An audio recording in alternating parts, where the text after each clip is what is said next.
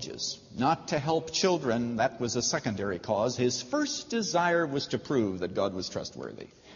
He was so burdened for businessmen. He said, there are businessmen who conduct their business in a wrong and deceitful way because they think that if they're honest, God won't bless them.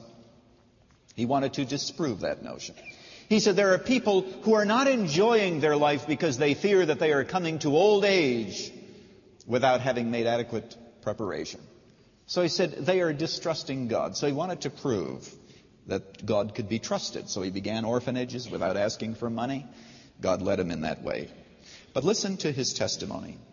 He says the point is this. He's talking about now his own relationship with the Lord. He says, the Lord taught me a truth, as far as I know, the benefit of which, he said, I have not lost for more than 40 years. The point is, I saw more clearly than ever that the first great and primary business to which I ought to attend every day was to have my soul content with God. The first thing to be concerned about was not how much I might serve the Lord, how much I might even glorify the Lord, but how I might get my soul into a contented, happy state so that my inner man might be nourished. I wish I could take time to read the rest of the quote, but it goes on for a couple of pages. And what he says is, if my inner man is not nourished, he said, I find it difficult to witness, I find it difficult to serve, because I'm doing it with a wrong, discontented heart.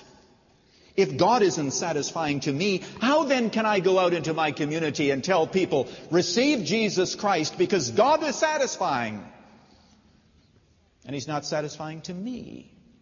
What Mueller said is that he began every day after that, not with prayer as much as the reading of the Scriptures, and he would read and meditate and pray until his soul was satisfied. Then he said he was ready for the rest of the day. You know here at the Moody Church that we print a bulletin which each of you reads from beginning to end every single Sunday. And we're thankful that you do. In order to make sure that we don't have too many typographical errors, what we do is prepare a proof sheet that gets sent to a number of people to proofread it. Some of us aren't very good at spelling. This week my secretary, who has a very keen eye, came to me and said, look at the title of your message in the bulletin. The title of my message in the bulletin had the word desert spelled with 2 S's. Following Christ into the desert. Now, I don't think that would have been a good title for a message. But there is some good theology connected with it. When you go into your closet and you shut the door, and you're there with God, the conflict comes. The agony comes.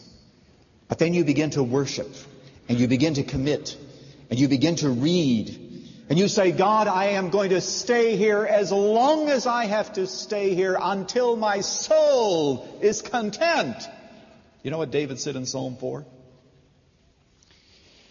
He said, the wicked are dishonoring me every day. They're saying all kinds of things. They're taking my honor and they're turning it into shame. He said, everywhere I turn, I'm being evil spoken against.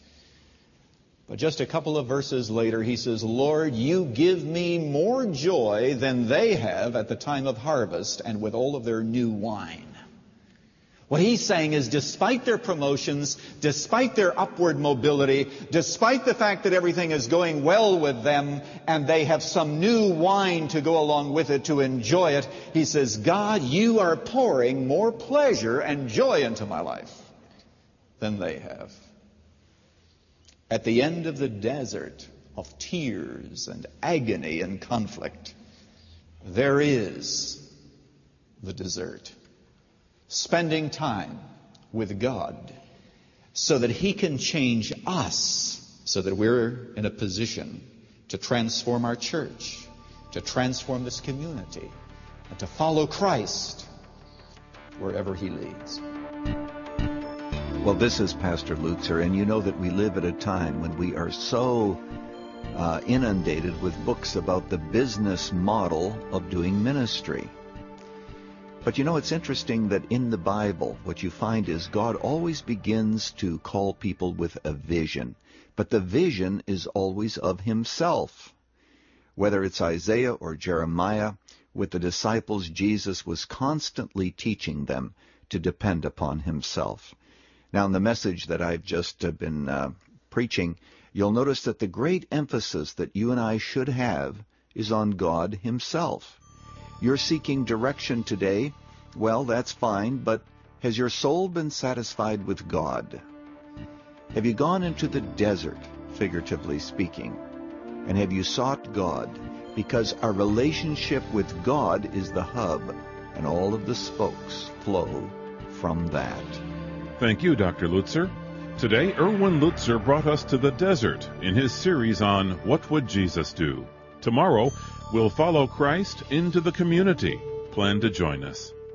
Running to Win comes to you from Chicago's Moody Church to help you understand God's roadmap for your race of life. The complete 4-part series on What Would Jesus Do can be yours on CD, cassette, or MP3. For full information, call toll-free at 1-800-215-5001. That's 1-800-215-5001. For information about many other ministry resources from Moody Church, visit our website. You'll find us at runningtowin.org.